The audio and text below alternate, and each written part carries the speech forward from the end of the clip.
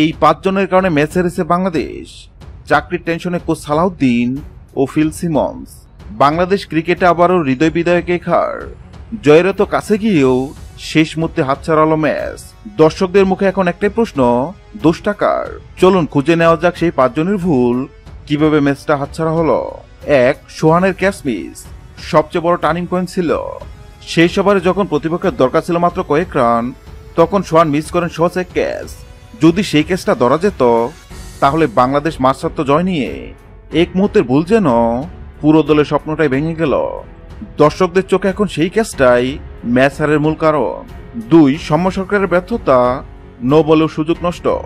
Super ওভারে বাংলাদেশের লক্ষ্য ছিল মাত্র 11 রান, তার ভিতরে এক নো বল, এক ওয়াইড আর 22 রান।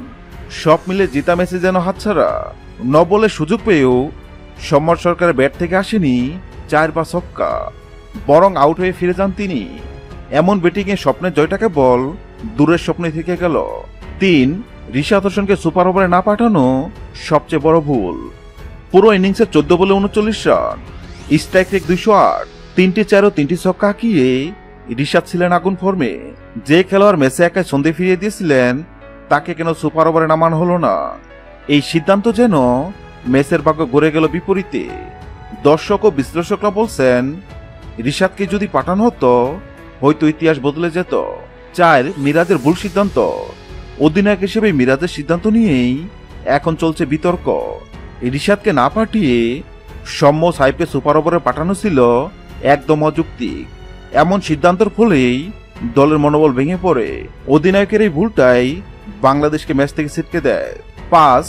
কোচ ফিল সিমন ও সালাউদ্দিনের ভুল পরিকল্পনার শিকার দল।